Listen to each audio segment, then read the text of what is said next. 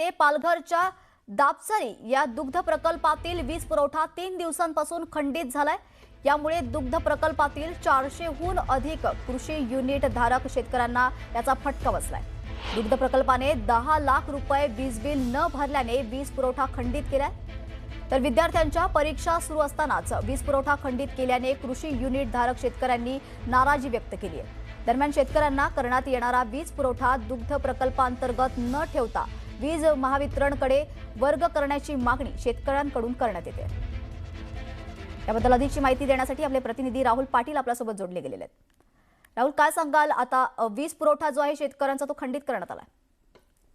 नक्कीच पालघरमधील जो दापचिरी येथील दुग्ध प्रकल्प होता, या दुग्ध प्रकल्पाची जमीन जी आहे, जे कृषी युनिट आहेत, ते साधारणतः 300 पेक्षा अधिक शेतकऱ्यांना वाटप करण्यात आले होते। मात्र मागील अनेक वर्षांपासून या कुटुंबांना करण्यात येणारा हा वीज पुरवठा जो आहे तो दुग्ध प्रकल्पाअंतर्गत करण्यात येतो आणि त्याच्यामुळे संपूर्ण 300 ते 400 जे ग्राहक आहेत त्या सर्व ग्राहकांसाठी एकच मीटर जो आहे तो बसवण्यात आला। त्यामुळे जे येणारं बिल आहे ते अवाढव्य असतं। साधारणतः 10 लाखांच्या घरात हे वीज बिल जे आहे महिन्याचं ते आलेलं आहे। मात्र हे सर्व शेतकऱ्यांना एकत्र करून भरण्याच्या जी जबरदस्ती आहे ती कुठेतरी प्रकल्पाकडून केली जाते। मागील अनेक वर्षांपासून हे जे शेतकरी आहेत, जे युनिट धारक आहेत, कृषी युनिट धारक, ते मागणी करतायत की ही संपूर्ण प्रणाली जी आहे ती जी इतरत्र सुरू आहे राज्यभरात किंवा देशभरात, प्रत्येकाला घरी मीटर बसवल्यानंतर वीज बिल दिलं जातं, त्या पद्धतीने करण्यात यावी। मात्र तसं होताना दिसत नाहीये। दुग्ध प्रकल्प जो आहे त्याचं एकत्र बिल जे आहे साधारणतः 400 ते